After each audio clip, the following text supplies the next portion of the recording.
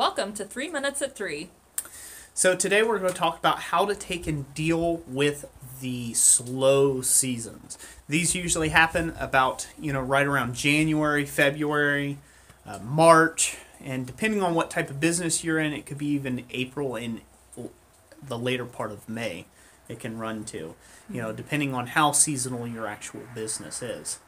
Yeah, a lot of businesses, they seem to pick up in May through December, especially if you're selling gift-type items that are being sold to the general public. Mm-hmm. And especially if you do things like craft shows or farmers markets or things like that, you're not going to find very many of those in the early spring or the winter either. Mm-hmm. So during that time, you don't need to give up on your business and say, well, I'll just wait to work on it until the spring or the summer, because there's things you can be doing right now. Yep.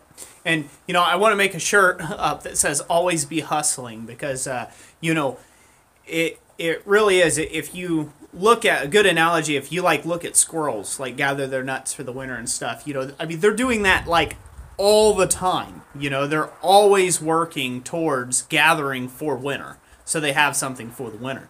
And so, you need to put that same practice there, that same observation in your business. So if you're slow, you need to look at that as a godsend, and that is a prime opportunity to take whatever steps you wanted to get done during the summer or through your busy season that you weren't able to take and get done.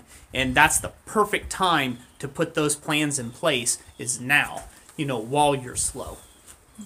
And personally, speaking from a personal financial standpoint, during your busiest times, you do need to put some savings aside to help you get through your slow times, especially if that is your only income. Now, if you have a part-time job or you're doing something else on the side, that may not be as necessary, but still something to take into consideration.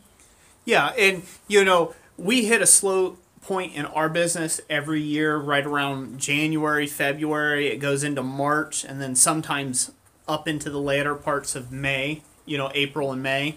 And so, our business, we have a lot in wedding and, a lot in the Christmas seasons, things like that, small items, smallish type items. So, our business is really centric around that. And so it's very important for us to take and have good stewardship and putting our money back into a savings and saving it up for those dry times ahead, definitely for us. Otherwise, you're going to have to get used to, living on soup, beans, and rice. Mm-hmm. And that's never any fun. It's really easy when you're really making the money and you're you're working really hard and stressed that you really want to take and continue to spend that money as you get it in because, you've worked so hard for it.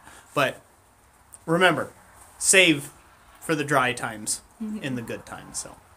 All right, well, that looks like about 3 minutes, isn't it? It is, yep. All right, we always go a little bit over so far. Well, thank you for joining us. Yep, thank you for joining us, and we will catch you on the next one. God bless you all. Bye.